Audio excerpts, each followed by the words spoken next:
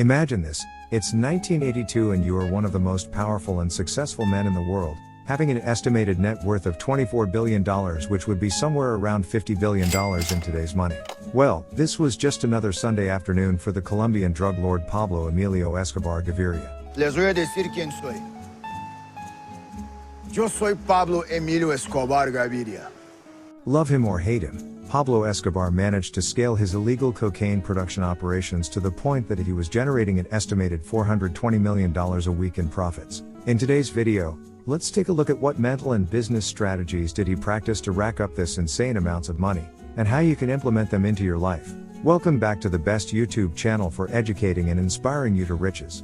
We are passionate about empowering you with the best financial knowledge you need to take care of your family and pursue your dreams without any hiccups. Be sure to subscribe today and stay up to date with the best ways to do so. Now, let's get right into the video. Escobar was born on December 1, 1949, into a lower middle-class family and grew up in Medellin, Colombia. As a young man, he was driven and ambitious, telling friends and family that he wanted to be the president of Colombia one day. Talk about being motivated and driven.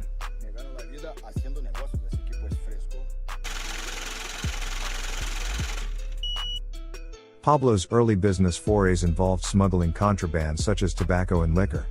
While the profit margins were desirable, the risks increased substantially along with the quantity of product being moved. When Pablo learned about the drug trade, he quickly realized that he could generate more revenue with one truck of cocaine than with 40 trucks full of booze and cigarettes. The takeaway from this would be when a new business model presents itself, don't be afraid to leave behind a marginally successful product for a potentially more lucrative one, as El Patron displayed.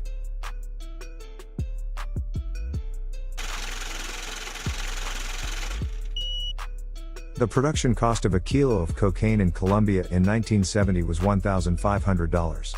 While you could easily double your money selling the cocaine in the streets of Colombia, that same kilo could be sold in America for as much as $50,000. Pablo identified a much more profitable market opportunity and directed his business's efforts toward servicing that market. His initial American clientele included movie stars, musicians and models.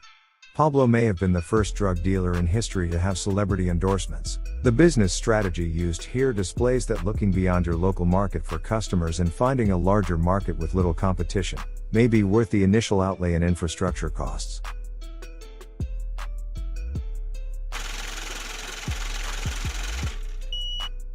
A key part of Pablo's success in the US was the shipping routes that he created. He went from renting planes and pilots to owning jetliners and building his own airports. He controlled routes through Jamaica and Mexico. These distribution lines would turn out to become major standalone revenue sources later on, as even his competitors paid him to transport their own product out of Colombia. The lesson here is never outsource your key competencies. Pablo knew his business was moving a product from point A to point B, and so he controlled every aspect of the supply chain, from the production facility to the end consumer.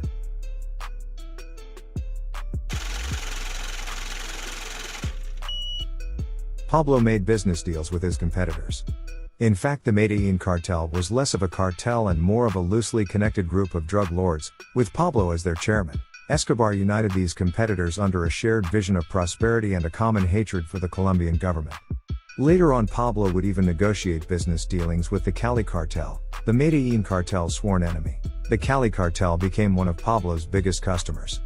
Escobar earned revenue from the Cali cartel's use of his trade routes as well as a tax he imposed for his role in helping to overturn the Colombian government's position on extradition. The lesson? In a growing industry, you and your competitors can often work together to gain market penetration. A rising tide can float all boats.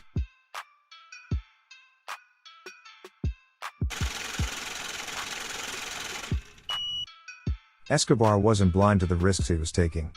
He planned his routes carefully, bought strategic influence when he needed it, and was aware of his enemy's every move, whether that enemy be a competing cartel or the Colombian government. Pablo even planned his own incarceration by negotiating, as terms of his surrender, that he would be able to build and staff his own prison, affectionately known as La Catedral. This mindset allows you to understand the risks in your business and plan accordingly. Careful planning and strong negotiating skills can make the best of a worst-case scenario.